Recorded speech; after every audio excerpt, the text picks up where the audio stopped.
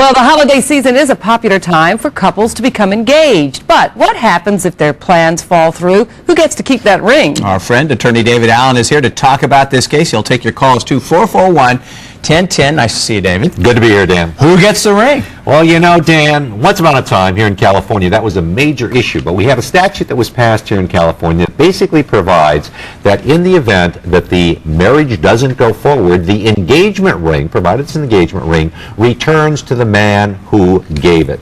Now, that seems like a pretty straightforward piece of law and something that we can all hopefully live with. But that isn't the law in all of the states. And the law in the state in which the actual, for want of other term, transaction takes place, in which the gift is given, does control. For whatever reason, Texas is a hotbed for this kind of litigation. People in Texas seem to give very expensive engagement rings, and many times this becomes a major issue there, because generally the rule of law is that if you give the gift as a condition, the condition has to be met in order for the gift to become vested. What that means is if you say to someone, gee whiz, I'd like to marry you, and here is a ring to indicate my desire to marry you, that ring is only a gift if the marriage goes forward. If the marriage doesn't go forward, then it isn't a gift, and then it goes back to the giver, which is the rule here in California. But with the other issue that exists is it's not uncommon many times at the time of an engagement party that other members of the family will give gifts. The law doesn't specifically deal with that. Now we're back into this whole issue of, was that an unconditional gift or was that a conditional gift? Ah, well, the nice thing to do would be to return engagement gifts, I would think. But the calls are coming in. Eileen has called in. Go ahead, Eileen. Oh, did we lose her? Oh, she went away. Like we did. But, you know, like an engagement party, as you say. Yeah, but you know, Jennifer, as much as we can say, well, that would be a nice thing to do that, there's a lot of cases here. One very interesting case going back way back to 1947 here in California, in which engagement party took place, and in that instance, the mother of the prospective groom gave to the prospective bride a very expensive diamond bracelet, and she just gave it saying, gee, now that you're going to be a member of our family, we'd like you to have this.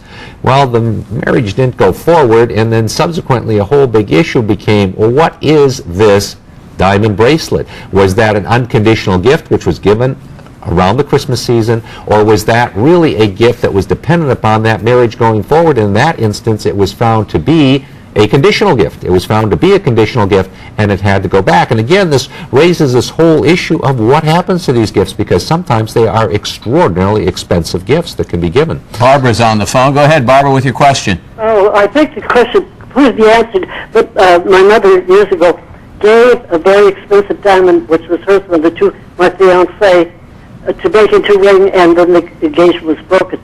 In that case, would I have to give it back? Or would I have had to give it back at that time?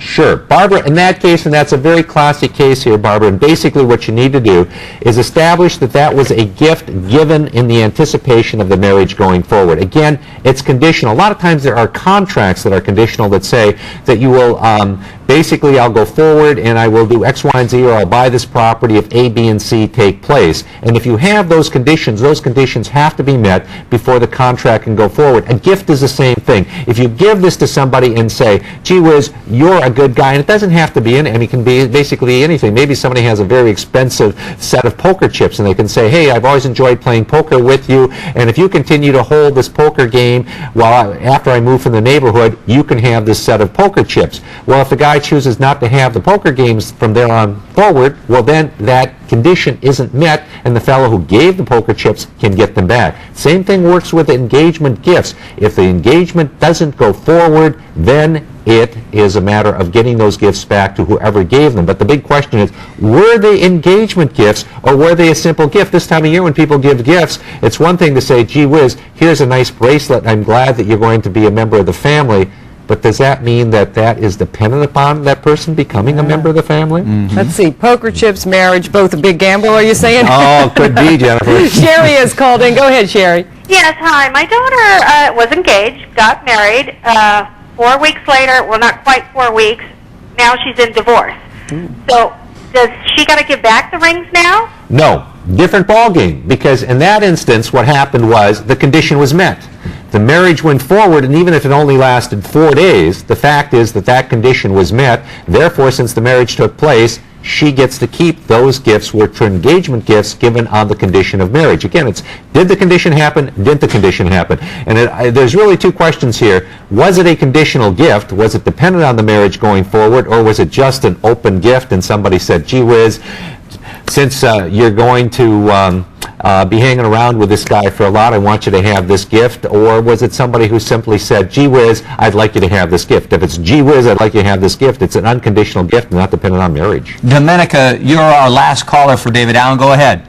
Yes, I just wanted to say that I totally agree with David Allen as far as if the marriage does not go through, the woman should give the ring back, because I think it's just a symbol, like a token of that person's love. And if it doesn't go through, I think she should give the ring back, and I don't think she should hesitate about it. Yeah. But if the marriage does go through, then I agree again that maybe she should keep it. Mm-hmm. And that basically is what the law provides. That's basically what the law provides, and it's really just a matter of establishing, was that a conditional gift, wasn't a conditional gift, and did the marriage go forward? Bottom line, cigar bans might not be a bad way to go.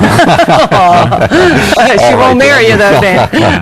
Thank you, David. All right. Thanks, David. Happy holidays. Well, the threat of smallpox and the effects of the vaccine. We're going to talk about that next on News 10 Midday.